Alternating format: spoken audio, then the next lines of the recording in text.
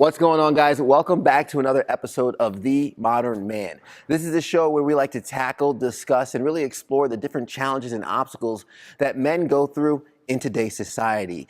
On the panel, the usual suspects, as you always see, Tyler Harris, Charles Russ in the building, and our special guest for today, Tim Pecoraro. What's going on, man? Hey, man. T-Pack. T-Pack. Yeah. Hey. I'm here. We're going to have some fun with today's topic. And this is actually a really exciting topic to discuss about in terms of raising standards, not just for ourselves, but for men. And before we kind of jump into the nuts and bolts of this, Tim, why don't you introduce yourself and kind of let our viewers know who you are and what it is you do. Well, I appreciate it. Thanks for having me on. And I'm a people person, man. I'm a leader, a communicator, and an artist. Nice. That's in my passion is people. Yeah. And I believe in helping people, what I call the uphill life. Live the uphill life. Anything worth having is uphill, but you can't go uphill with a downhill habit. And so I want to help people be more, do more, and have more. And there are reasons for being, doing, and having, and for them to figure out nobody else. And so I spend my day, every day, helping people unlock that. I like it. I like it, man. Well, we're excited to have you on, and I guess we'll jump right into it in terms of standards and raising your standards. Before we talk about raising our standards, where do we set the base of our standards? Where do we think the base of standards should be in the current form? T-Pack.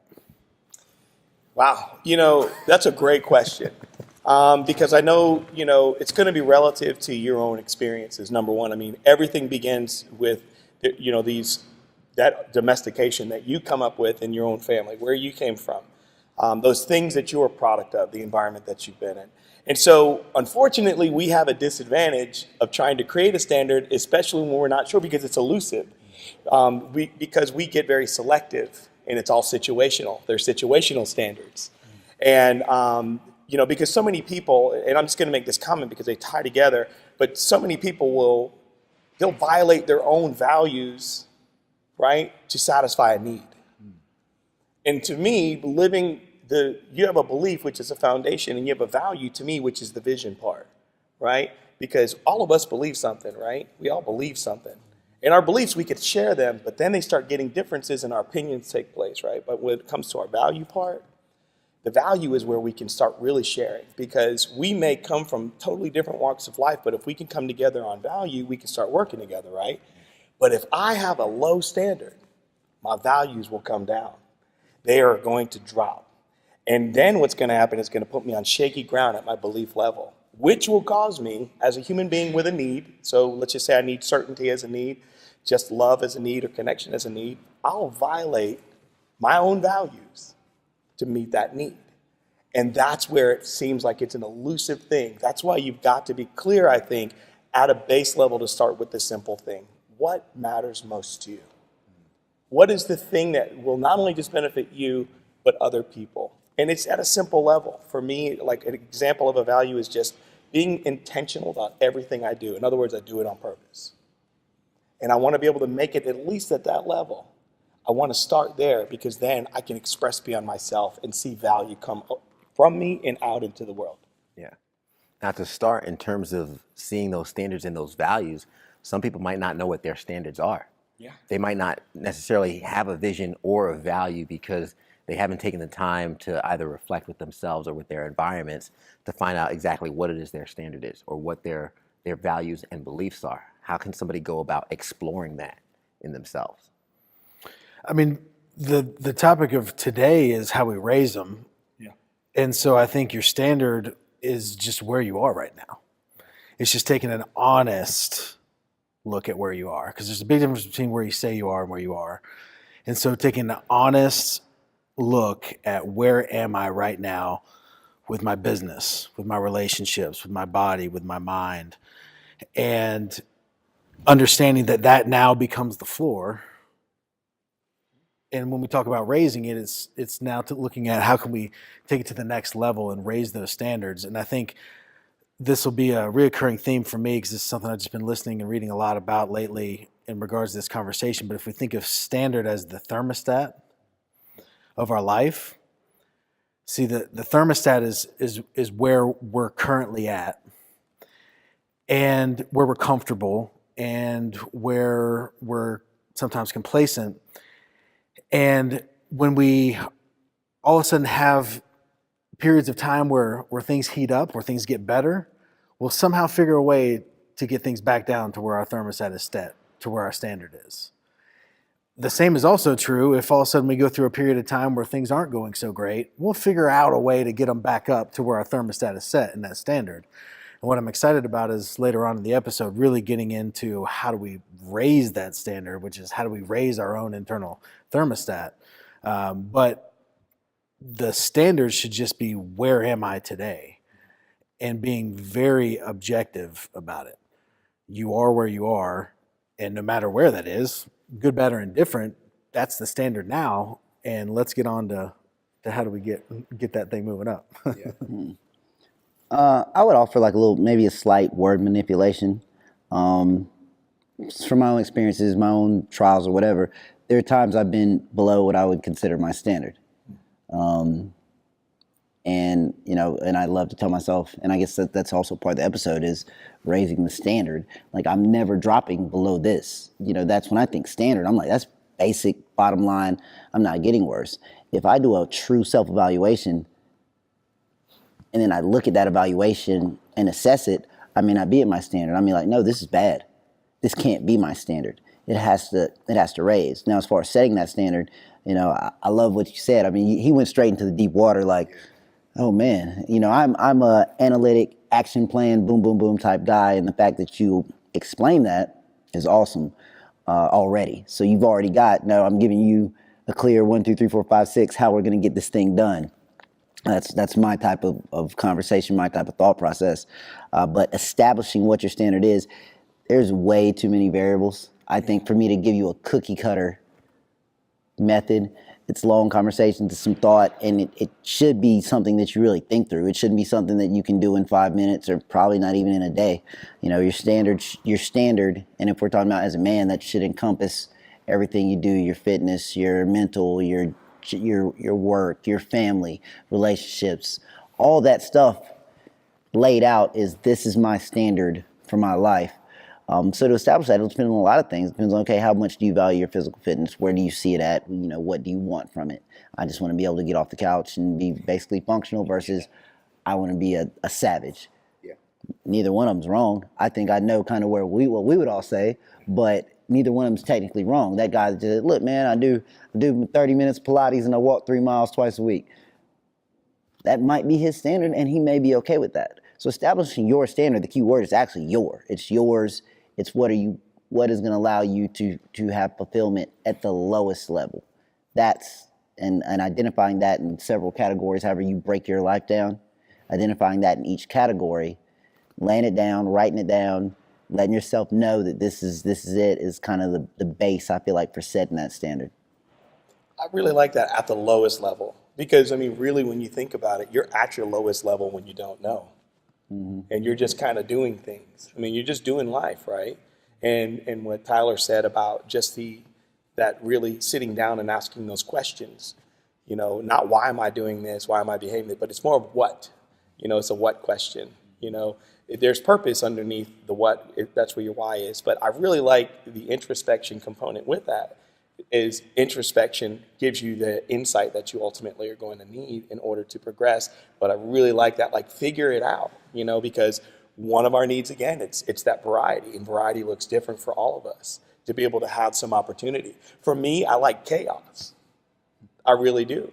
And the reason I like chaos is because, for me, I like constellation as well. I like putting cosmos into chaos. But it took me a long time to figure that out. And trust me, I got burned more by chaos than, as I'm trying to put some constellation to it, it would end up be a very detrimental thing to me, because I obviously didn't have the maturity, emotional intelligence was lacking. But I didn't start there. It was like I jumped over. I didn't want the foundation. I tried to jump all in, and I think that's dangerous for men. Because sometimes our ego can really be driving us sometimes, where we either shut completely down or we try to prove it or push too far beyond it, instead of just saying, establish your baseline. What is that baseline? What's it look like? By asking real questions.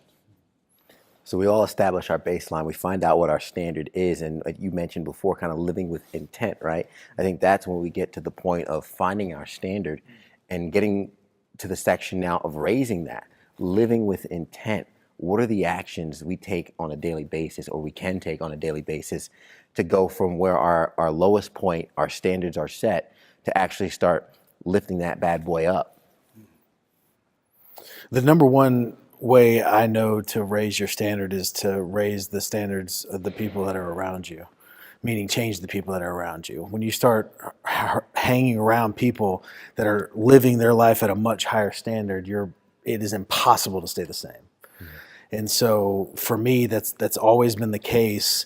And I've seen it play out in so many people's lives that, again, when you think about that thermostat, when I start hanging around with people that are at a higher temperature, it is going to naturally make my temperature higher. It is going to naturally bring my thermostat up. So that to me is the first step, because that's one that really doesn't take a huge amount of effort, a huge amount of change, just by adding certain people into your circle of influence that you can be inspired by. Can I ask you, is that something you think should be done gradually or quickly? Because, for example, I had a fish tank with African cichlids, and when you put them in the water, they say you put them in the water with their bag with the natural water first, and then you slowly take it out, because they have to slowly acclimate to the temperature.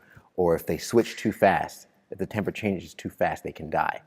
Do you think if someone were to go from where they are and go in over their heads, as we mentioned, going all in at once, do you think that could be dangerous, or should they kind of up that thermostat slowly? I don't know if there can be danger in adding people too quickly. I think there can be danger in letting people go too quickly, just relationally. Mm-hmm. I know that's something that I've done a bad job of just completely alienating myself from groups of friends that I had, and burned a lot of bridges and with those relationships that I wish, looking back, that I didn't.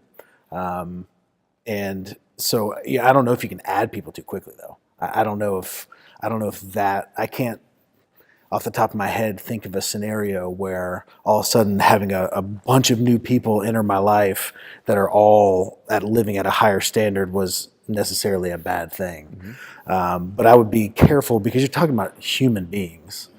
You have to be very careful. You know, there's so much stuff out there on social media now with Gary Vee and people that are just like, cut everybody out of your life that's negative, even if it's your mom and your sister. Like, these are human beings. Like, you got to be careful in the way in which you go cutting people out of your life. So I think you need to be thoughtful in that process, because you don't want to burn bridges. At least in my world, I regret the bridges that have been burned immensely. So, but I can't think of a negative from adding quicker. Yeah. Well, I feel like there's a capacity to everybody. So, if we get past step one, we have our standard. First thing I'm actually going to ask myself is, am I at my standard? Am I really at my standard? Because there's a lot of people out here, like you said, doing things intentionally. Well, if you're not doing everything intentionally, you may not be at your actual standard. When you step back and look at your life, you may see, well, I'm horrible in this area of my life, and I'm really bad. I'm really bad in my relationship, and I'm really bad spiritually. I need to work on those. Like Tyler uses his core 4. Like, he literally has where will tell you, put some goals in those areas to get you to where you want to be. That may just be getting to what should honestly be your standard before we even talk about raising your bar. You need to make sure you're at your bar. If your standard, I was in the military, there is a standard for physical fitness. And the test isn't the best test in the world, but it's push-ups, sit-ups, and 2-mile run. There is a minimum. It is the APFG standard. If you can't meet the standard, you got extra PT, you got extra work. We got to get you to standard before we can talk about, because you have to get the standard before you have to get to 5 before you can get to 6. You have to get to 6 before you can get to 7. So we're going to get to the standard first. Second part about raising, one good thing I feel like when you add people who want more out of life, which is what we're saying is raising our personal life standard, is one topic that we all talk about a lot, is accountability. So bringing other people into your circle who have done this, who have leveled up, who have moved up, who have pushed their bar higher, they're going to start to hold you accountable for things, because that's the quality. That is a quality trait. When you start asking me, hey, what about that business venture you said you were going to do? Where's your progress? Yeah. And there's no, and you may come back to me, I'm not going to do it, but I'm actually going to ask you why. I want to know why you're not going to do those things. So I think the the people, bringing in people, will help definitely. I do think you can add people too fast because of capacity. I could go to this great event and meet all these people that are echelons above reality, and I get connections with them. They like me. They think I'm cool. They like my hat. Yeah. You know, whatever. So I have. do love that hat. Yeah, I have Uncle Steve. If you're watching, man, come on. Got to produce. Send one down. Yeah. We gotta. So now I have all these relationships. But then when one day when Ted calls me and I'm like, yeah, man, I can't talk. I'm going over to Tyler's place with those guys, and I gotta go. So you started to cut off people because you only have 24 hours in a day. I don't care who you are. I don't care what you say. You might not be able to appease everyone. So there's a balance because I don't want to lose day one Ted. I want to keep him. So you need to watch as you bring in. Is that what you actually call him? one Ted? Yeah. No, it's like there's different. One day, Ted. I feel like I get a new nickname every episode. different versions. There's different versions, you're gonna get some versions here soon. You better watch out. But yeah, I do think it needs to be gradual, but different types of soil settle differently. So I may bring in 3 people and all of a sudden 4 people just disappear that I really needed to disappear. It may happen like that, and that's perfect. So now I can go out and keep searching, keep looking, keep building more relationships. But I may bring in these 3 awesome people, but now it's, because those people are going to need things. They do, and maybe they just need that conversation. Maybe they need your time. Maybe they will need something from you, and you need something from them. You need their time, but that time is that resource. But now I have to take that time from somewhere else. I'm pretty sure none of us have. I would love to tell you, I got 5 free hours a day, buddy. I can expand. I can have more conversations, but I don't. I don't think I have one, And if I do, I got my time in the shower, time in the bathroom. But even if it's with my girlfriend, with my kids, with my grandmother, with my brother and my nephew, at church, working out, personal training, financial, I don't have it. So when I add, something has to go, and these are people. So when you start cutting people, I think naturally some people will go away just by the order of change. But to overdo it and just give a lot of people the boot exactly what kind of happened, because honestly, if you look back, it sucks that it happened, but if you still had all of those people and all the new things you're doing, something's going to suffer. It has to because of minutes, of seconds. So I do think a gradual addition and an expanding of your circle is the way to go, because it will bring that accountability and that desire to want a better standard for yourself. So if we're surrounding ourselves with new people that are living on another level, I guess I'll pose the question in terms of whose standard do you live by? We're all professional chameleons at one point in our life, and we're really good at borrowing color and taking color from the world and then calling it our own, when the world is waiting for us to put color back into it. 99.9% of us is exactly the same in every human being, but 0.1% of us is unmistakably you. It's like your fingerprint and mine, and none of us are the same. Never will be until you, and never after you. But deeper than that is the essence of who you are, the intrinsic stuff, your real value. That's unmistakably you. That's that 0.1%. That's why I tell people we're all a bunch of others, all the things we get caught up in. So who should you become? I think it's okay sometimes to borrow, but not pickpocket or breaking and entering, taking it. I'm taking this. It's okay to borrow someone's influence for a little bit as you're learning and you're a student. And I think that's a really good thing. But I want to add to that is awareness is of the utmost importance. I think one of the ways that you can help not only discover your bar, but also raise your bar, is learning to develop your own self-awareness, which is your self-awareness, obviously, which is actually your personal competence side, your self-awareness and your self-management. Then you have the social side, social awareness, right, and relationship management. Just in those 4 little areas, we can understand, like I like to use this weight analogy. Remember when you were a kid, you didn't know if you could lift the bar on the bench? You get a little nervous. You know what I'm talking about? And then you see all these other people. What do? You want to borrow their strength if you can. Then you start doing comparison, all these things that you do. So that's where it gets a little tricky. But if you were to say to one of them, I'm a little scared, man. I don't know if I can I got by the bar, but you jokers are throwing 45s up on the sides, right? I don't know. Can I do 2 45s? Can I do 4? I mean, you know what I mean? Like, what can I do? We have to make some vulnerability there. Be aware of how you're showing up. It's okay to get some chameleon cloak a little bit from them so that they can put a little there. But eventually, you've got to start putting yours out. And I believe that will naturally help you raise that standard. So I think it's a mix to begin with. Take on some of that. Get mentored. Get developed. But eventually, you got to step away, you know. And I know some of you are people of faith. You know, I think you all are. But that's why I say you need a Barnabas in your life. You need a Paul in your life. And you need a Timothy. You need a Barnabas who's not impressed with you. You need a Paul that can mentor you, and you need a Timothy to pour into. And I think when you're doing that, you're going to find the exchange of all of those in all of it. Wow. So how do you go about becoming more self-aware? That is the $1 million question. Let's turn that on. That's emotional. While we're at it, that cancer thing, I've been really wanting to get rid of that. Yeah, we're working on that too, right? I feel like I'll take a swat at the unhittable. There's an emotional maturity that comes to different people. I mean, I've talked to people younger than me, and I've been like amazed. And I've talked to people that are 60 years old, and I'm like, man, you just don't get it. Whatever it is, you do not get it. But that also comes with, you know, emotional maturity, as me understands. Weight room's a great example. So my magic number is 275. As long as I can bench 275 and it doesn't hurt.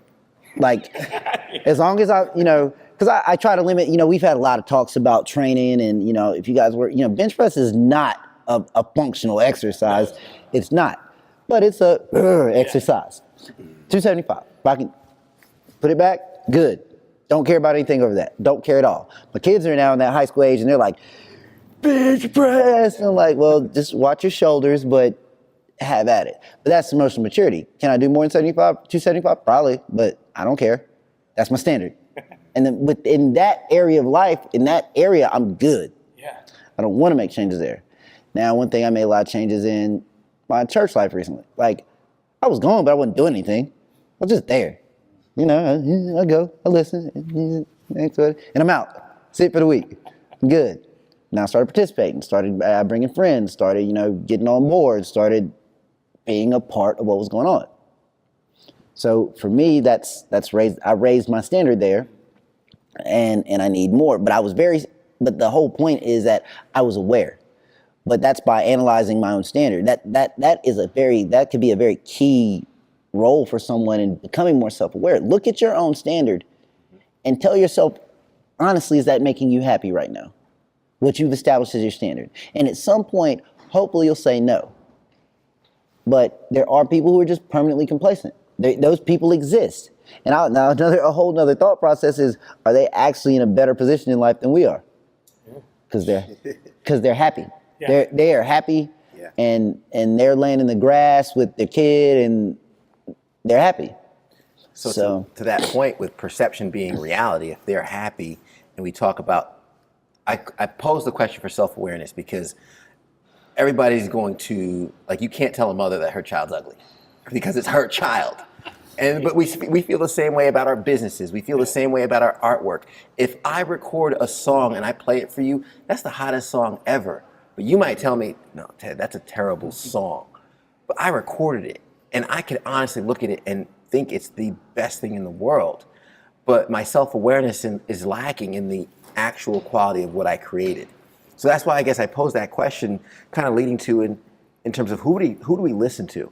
Because I'll ask for feedback on my work, but I'm careful with who I listen to with that feedback. I'm careful with, okay, one person might just praise me up and everything I touch and do is the greatest, but there could be rooms for improvement. And if my standard's higher than someone else's or not as high as somebody else's, how can I pick and choose who I listen to?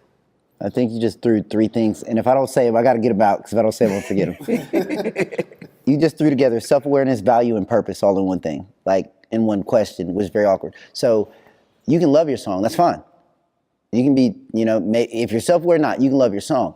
But what's the purpose of the song? Is it for your entertainment? Then it's awesome. It doesn't matter what anybody says. Are you trying to take it to a recording studio and make a record? and the 10 people you talk to tell you it's horrible. So now the purpose of the song determines if it has any value. So if you're trying to take it to a recording studio and make money with it, it's not going to work because no one likes it. So it doesn't have any value. So those three things, they play into each other in determining. So I think the purpose, what is the purpose of the song? You know, what is the purpose? So free time is probably, or free, I wouldn't say free time we spend with a loved one. What is the purpose of that time? You know, if you do have a free hour just for Ted, what is the purpose of that free hour? That literally will determine what you should do. The purpose will help you give it value. You know, will help you decide, yeah, that was a good free hour. You know what, I have been tired and there's a show I love and I haven't seen it in months. I'm gonna watch 2 episodes, I got 2 hours, I'm gonna watch 3 episodes and I'm gonna stretch and relax and let my body recover because I'm tired. But if you have, so that's a great 2 hours, right? Not if you have, like I know you have your online shop. I watch. So Appreciate the plug. yeah. But if you have 60 orders to fill, and you didn't take those 2 hours and fill some of those orders, you know, what's the value? So just don't let the purpose determine the purpose before you start placing a value on something. I think it's all about accountability. And so it's having accountability in each of those areas, having people that hold you accountable in each of those areas, seeking out people to hold you accountable in each of those areas. Because unless you have someone or something holding you accountable, I have just found that I cannot hold myself accountable to certain things. You're your worst accountability. Yeah, the worst. And I thought it was just me. I'm glad you guys are the same. No, I agree. So you need that. Like for me, like I needed accountability in my faith. And so I sought out one of the godliest people I knew, which was Jonathan Parker, who we had on a previous episode. And I was like, man, I need accountability in my area of faith. You know, would you mind doing a devotion with me and keeping me accountable in that stuff? And he does all the time. And then in all areas of my business. And it's just, you know, I hired a trainer this year because I hated waking up in the morning going to the gym. And I knew the only way I was going to do it is having someone there going, where the heck is Tyler at? He's supposed to be here. And so I think, you know, looking at that as that circle of influence that we begin to surround ourselves with, those new people that we bring in, if we look at a desired future standard as a goal, which I guess that's probably the definition of a goal, then who are the people that we can bring into our lives that represent our goal in that area? So for me, like faith, it was Jonathan Parker was that for me for faith. Who's the person in my business that I desire to raise my standard to? Okay, it's Joe Schmo. Well, I need to figure out a way to meet Joe Schmo. Joe Schmo may be a dude with 8 million followers on Instagram that lives in California. But I can start following and try to start conversations in the comments on his posts and try to invite him to be on a podcast. And then next thing you know, you're sitting down with Joe and he's like might as well be a friend. And you are able to somehow get some accountability set up through that, whether it's accountability and just constantly seeing the way that they're living their life and being able to compare yourself in those areas to that, or whether it's them actually like calling you out in a text saying like, hey, did you pray today? You know, something very, very, very literal. But I think that's what that circle of influence is for. It's having, you know, these groups of people where, man, I want to be just like this guy in that area. I want to be just like her in that area. I want to be just like him in this area. And knowing that that's the role that they play in my life. And all together, that makes this incredible group of people that all kind of represent this higher standard that I want to be at. That's it. That's it for me. It's just accountability. And I like what he was saying is it's that influence because, you know, everything that we do, we're an influence. Whether we think we're not, you know, we are. Everything you do, I don't care if it's good or bad, there's influence. And that accountability is so important that we need to be a lot more mindful and a lot more discriminate. You know, we talked about even, you know, adding people too quick could be a detriment in some cases. I think so, the capacity part. You know, Tyler, you know, his experience is a little different. And I'll touch on when you said that, it gave me this realization that that's why I messed up, because I forcefully put people out because I was taking too many on. Yeah.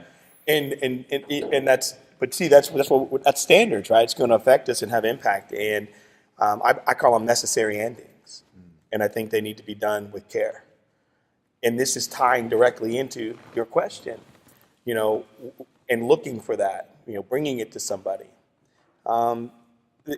Anywhere I go, whenever I speak, I work with some great organizations. I coach people one-to-one. And there's 3 questions I have. Do they know that I care? Do they know that I add value? And can they trust me? And that's it. And when I leave, that's what I'm thinking about. Did they experience my care? Did they experience me adding value to their life? And do they know that, can they trust me now with what I said? Was it true? Was it authentic? Was it integrous? Was it congruent? And that's important. So when I'm going to bring something to someone, even talking right now, to me, it's like, it's not mine, but even putting the things out here, I trust this enough, right? I know from this connection, right now I'm meeting the two of you, I'm hearing you, these things they gravitate, what's on the inside, they connect, right? Because you can only attract what you are. I mean, that's the way it is. And you can only reproduce what you are, all right? So I'm feeling this, and so for me, I feel like care, add value, trust, right? So I wouldn't mind throwing an idea out here to this group. And I think that's and once again, it's a standard again. When do you introduce it to someone? Ask yourself those 3 questions. How do I know they care about me? Can they add value? And can I trust them? But you got to be equal to that as well. Do I care about them? Can I add value to them? And can they trust me? So. It was a great point about, we just kind of, without saying the word, groups have standards.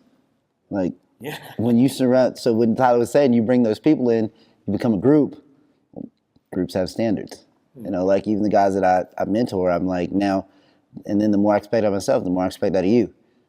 So it's 100%. It's like when you get a professional certification, that organization has a standard. Now you have to do this, and this every year. You didn't have to do it before, but that wasn't your standard before. If you want to be a CPA or you want to be a CFP, you have to have, it's a credential to keep it, to meet that standard. Down there's additional requirements because groups do have standards. So totally rolls into, like you're saying, changing that group, and if you don't have it, you don't create it. Bring 4 or 5 people together. I think we've all met people through, and this is our first time meeting you, but we've all brought people to one another, that have become kind of a different type of group that, you can reach out to and throw ideas off of and talk about things. So that's awesome. That's the perfect segue into the next portion here, because we're talking about raising our thermostat, raising the groups and the people we surround ourselves with in order to increase our standards. And at some point, as we increase our standards, there's going to be people around us that don't meet our standards. Yeah. How can we, gently hold others to our standards? Because not everybody can simply be dismissed and left behind. If we're talking about a spouse, a sibling, family member, a childhood friend that might not be up to your standards, how do you softly impose that on others? Do you not hold others to a certain standard? I don't hold people to my standards. I hold them to their standards. Mm-hmm. I would never hold you to my standards. Okay, what if my standard's 275? My standard's 275 to. So I'm not going to drop you just because you say your standard is 225. That's not it. Now, if I feel like your standard is beneath you or you could do better, I'm going to tell you that to your face. I'm going to tell you because I'm your friend and I want you to have the maximum out of life. If you're like, no, it's not what I want, that's fine. That's okay.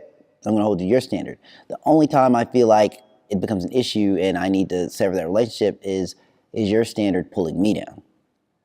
But I'm never going to hold you to my standard. I'm always going to hold you to yours until the point where your standards start to slow me down. Then, because one of my standards is to keep it going. That's something for me. I got to move. I got to keep growing. If I feel like you're hurting me, then it's time, to maybe sever that relationship. And it's not, hey, Ted, I'm not talking to you anymore. Tyler, we're not friends anymore. I got to go. It's just to slow down on the phone calls, slow down on this, and those relationships will slowly disintegrate. And it's a much, or reduce themselves greatly. Like instead of seeing talking to somebody 3 or 4 times a week, you end up talking to them once a month.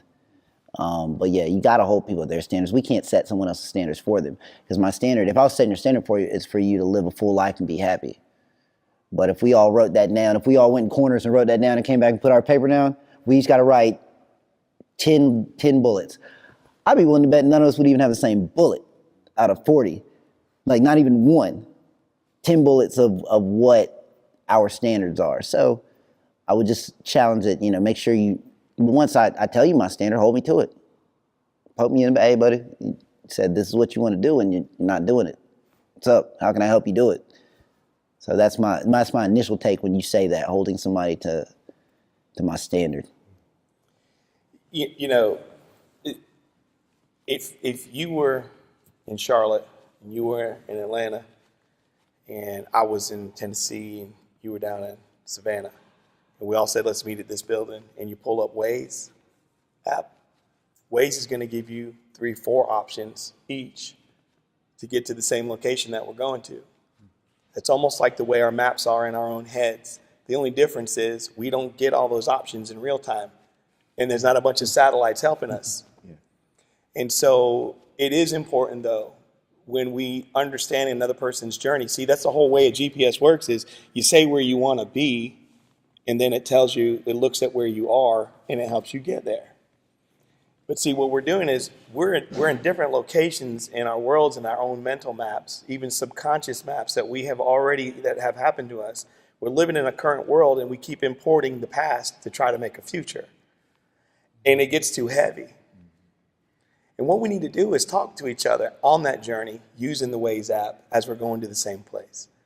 Because me coming from Tennessee, you saying, Tim, why are you dragging? Well, I'm coming through the mountains. I don't have a problem coming up, right? You two are hitting, 85 coming. He's hitting up from the beach, feeling good, right, from Savannah, right? I'm coming through the mountains and hoping there's not a landslide, right? Because I'm gonna get all you guys to buy me a new car. But that's what happens when we're trying to project our journey on other people, instead of getting a better understanding that my Waze app and your Waze app is different, and we're coming from a different place. Function's the same, but we're getting different data. Become curious about that person's journey. Learn to talk on that trip. Learn to talk coming from different directions. Because our goal is still to be in that destination. And I can't help but to beat this thing, but it's back to values. I can get a Jew, a Hebrew, Jew. I can get a Muslim. I can get a Hindi, an atheist, and an agnostic to sit down. And if we want to talk about beliefs and opinions, we're going to battle all the time. But if we can find out what we value, and what the standards are that they're going to put into it, we can do a lot of things together. That's how we can work. And anybody in Washington, that's the problem. You talk too much about your belief and your opinions instead of what we value so we can move this country forward. It's true. And I think as a group of people here, we all have a desire to serve. And whether it's with a formal coaching relationship or whether it's mentoring, which I know you have a huge passion for, I think we have to be careful for that desire to serve others that are living to a lower standard, allowing that to pull us. Yeah. And I think the focus is, we've got that one person that we can all think of, that relationship that we're always having to pull them out from whatever they are, get them back on track. And in 3 months later, you're going to have to pull them back out of that hole again. I think it's so important for us to, on the other side of that, have people that are pulling us. Because unless we have more people pulling us than being pulled, then just like your uphill, downhill can't go uphill in a downhill. Yeah. We can't. You cannot move forward if you got more people pulling you back than forward. And I think that's extremely important. And I think the way Charles was explaining it is how you do it, because you develop this understanding of what their standard is, and it's almost like you're in a way dissecting yourself from the scenario, because you're saying this is their standard, this is mine. I'm going to view them as a completely separate. It's like a completely separate side of you that's keeping that person accountable and having those conversations where it doesn't pull you down, because increase is increase, progress is progress, and you can have someone at a substantially lower standard. By seeing them progress is still going to inspire you to progress, right? And it doesn't matter where that is. Like I would be fired up to see someone bench 135 that's never benched over 100 pounds before. And it's going to fire me up to do whatever that incremental progression is from my life. So I think that's important, just to keep things in perspective, but to always make sure that you are adding people, whether it's virtually or in real life, that are pulling you forward, sources that are pulling you forward. So what does it look like when you start to chase your standard? What is kind of some of the rewards you enjoy in life when you recognize your values? I'd love to get your insight on, how someone goes about recognizing their values and then start living towards those values and those standards. What are some of the rewards and the benefits from doing that?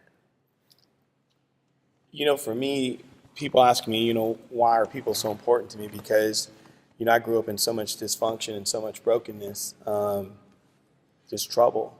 I tell people to me, I view myself as Hamilton. The song opens up, how does a bastard orphan son of a whore, And, but I love my mama, And, but that's what I found out was I fell in love with people through the fact that I wanted to grow. And so I fell in love with personal growth. And then I started thinking of the stories of people because I had one too. Not just the narrative I was telling myself, but the one that I wanted. So then I could put a demand on something. So if I have a desire for it, I have something that there has to be pressure. What good is a burden without any weight, right? If I want the cream out of the little, if I'm going to make a cake, say we're going to do some little, they do them cooking shows, and you see them kids making crazy things, I'm like, that kid's got some talent. He needs to go to school, or something. But if you don't squeeze, you don't get that stuff out of that piping. You know what I mean? It takes pressure, right? If we want to grow something without pressure, a seed won't break and release the essence. So what's the story that applies to pressure? Because pressure is the privilege that we're all looking for. That's the privilege to me, is the pressure we all share.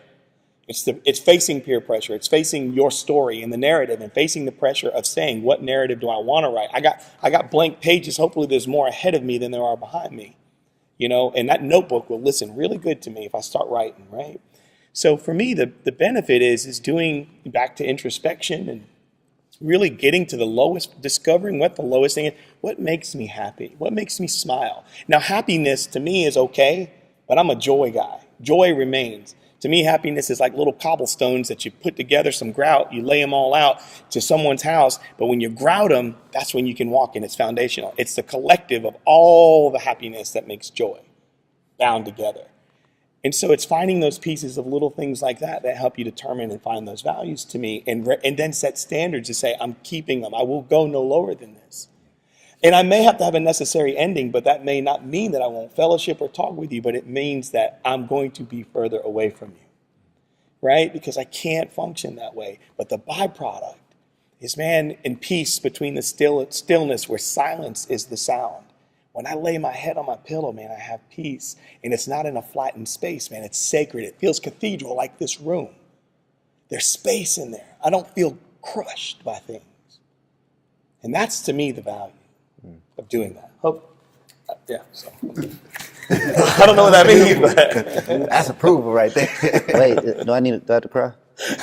I'm not ready for that. See, I'm moving too quick.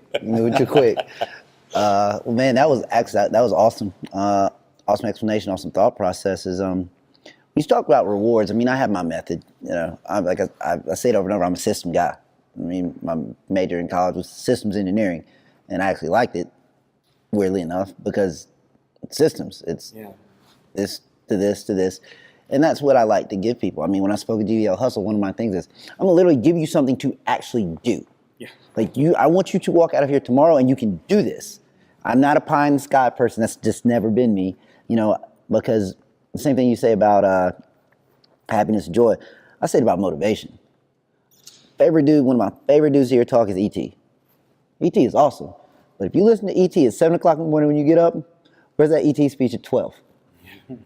Man, you were born for this. You were going to do it. You were going to crush it. Man, You get to your desk, you see a stack of paperwork, it's 9 o'clock, ET is over. Yeah, it's done. It is over. You were back to this dude, bro. Yeah. So, finding ways to maintain. So I tell people, for instance, okay, if someone comes to me as on the financial side, they're like, man, I'm in debt, I need help. I said, okay, here's what's gonna happen. You're not gonna get straight out of debt. You're not gonna just chop it. You're not gonna. I can give you a budget, and I can say, okay, based on your budget, you'll be out of debt in 18 months. You're not gonna be out of debt in 18 months, guarantee you, because your car's gonna break down. This is gonna happen. This is gonna happen. This is gonna happen. This is gonna happen. Not gonna happen. So let's say this. Okay, that's your first credit card. When you get that paid off, tell me some things you want to do. I want to take my family on vacation. What's that gonna cost you? It's gonna cost this much. When you get that paid off, go on vacation. Go. Do it. All right. Then the next one, when you get here, what's something else you want? Well, I've been wanting a new custom suit. It's going to cost me like $700. Now, when you pay that second card off, get your suit, buy it. And they start to question, is like, but it's going to take me 2 years to get out the other way. It's going to take you 2 years anyway. Yeah. And you're going to be miserable. So the point of this thing that we're doing right now is not to be miserable. It is not to run face first into a brick wall the whole time. We're not put on this planet. We're not here to just work and work and work and work and work. It's not why we're here. There needs to be, so if you can't figure it out, I love peace, but that doesn't work for a lot of people. Me and my girlfriend literally have peace arguments. See, baby, I mentioned you 2 episodes in a row. I'm doing good. Check. Peace argument. Yeah. We have peace arguments. Like when I get home, like some days, I'm sure we've all had the day. You get home, you don't want to talk, and it's not because you're in a bad mood, but you were just beat down. Yeah. You were hustling. You might have had 8 meetings, conference calls all day. I've been peopling all day, but I just can't do it. And then you got to go to your significant other, and you got to people some more with them. Yeah. I get on that couch, I'm just like, I just want peace. Now, I've done everything that I needed to do. I handled my business at work, and I just want that peace. I want that space. Put on a movie. Yep, sit your feet on my lap, but let's just zen. That doesn't work for everybody. They need rewards. They need those small things. I've never been a reward guy because as soon as I'm constantly, I want to push that bar. But as soon as I get somewhere, that's my thing. I'm like, okay, I made that standard. Let's get a new one. So I'm looking for the next one, or I'm looking how I can expand upon the one before. But if you don't, plan it. Put it down. Reward yourself. It is okay. It is not, people try to make that nowadays, I think they listen to these narratives from all these guys that are on social media, and it is hustle, but they're not telling you to kill yourself hustling. They're not telling you to hustle yourself to death. They're not telling you not to enjoy your family. They're not telling you to miss your kid's birthday because of a meeting. No. What they're telling you is, when you are at work, work. If you have to work a little extra, do that. But there's more to life than just that. So program, if you can't do it, just like Tyler was saying with the text messages when we were talking in the last episode with the text messages, how he had to put it in to make sure he texted his wife, or put his face on to make sure he did it. Put that stuff in there, man. It's important. It is important. You know how much, if I go on an extended vacation, you know how much, and I'm like, oh, I'm tired, I just need vacation. I'm itching to get back to work. By that, if I do a 5-day vacation, oh man, I'm almost shaking by the end of, because I like what I do. I'm ready to get back to it. But I've enjoyed, I've refreshed, I'm ready mentally, I'm ready physically to go back, to get back in there. But I feel like people miss out on that. It's the one thing I use, it's a little bit different from what you do. I literally have 2 other blocks on but one of them's fun. And I call it fun, but I mean program that in. Some people would consider that part of your relationship blocks with your wife, but literally it's get out of Greenville once a quarter, get out of here. Go somewhere. That's one thing that's on my list for my 90 days. It's me and the lady, we got to go somewhere. Either me and the lady, me and the kids, me, the lady, and the kids, whatever. But you got program it, man. It's okay. It's okay, and it's necessary. And the purpose of all that work is fulfillment. So program your fulfillment in. Yeah. Yeah, I think, again, if we look at these standards as goals, I think it's important to have short and long term. And that the entire purpose of life is to constantly be going after higher levels of standard, going after goals. But if we only have these super, super long-term goals, then we can one day die without ever hitting them. And I think that will rob us of joy and happiness that we should have had on this earth. And so I think we have to have certain standards that are attainable, certain goals that we can reach, and then we can celebrate those victories along the way, because that's what brings me happiness, is when I do, hit a goal, and whether there's a reward there or not, it doesn't really matter. It's the accomplishment of like, man, I wanted to get there, I got there. And as most men, we say, where to next? But that's the whole process. And so when we look at this idea of a thermostat, and again, as a standard, and how do we raise this? Another area where I've seen work in my life to raise my standard, to raise my thermostat, is to jam pack a ton of activity into a short period of time. For me, 90 days is typically what that looks like. So for 90 days, just doing as much activity towards these goals as you've ever done before. It's kind of like, in a pool, you got the water line. Yeah. You flood a bunch of water in a pool, it's going to raise that water line. When the water goes back down, that water line's still there, showing you where you got to. And to me, that's what that crazy activity, because it's not sustainable long term. Yeah. You can't sustain at this level. Like, I'm talking about a level that you physically cannot sustain for more than 90 days. But going at it for 90 days, raising that watermark, raising that standard, raising what you thought may even was possible, then when your activity level goes back down to normal, you've still got that water line there that you remember what that looks like, you remember what that feels like, you remember what that tastes like. And then next time you do this insane amount of effort, it gets you above that. Now you've passed that water line that seemed crazy at first. Now you may even be able to reach that water line with your normal activity flow. And then now it's time for another just spurt of massive action in a short period of time. And by doing that over the course of your life, and it's not every 90 days, but once or twice a year, doing just an insane amount of work in a short period of time will take your game and your standards to another level. And if you're simultaneously doing that while surrounding yourself by other people that are holding you accountable for all these things, it's a powerful way to live your life. But I think unless you are celebrating those victories along the way, then you're going to be missing that fulfillment that we all ultimately want.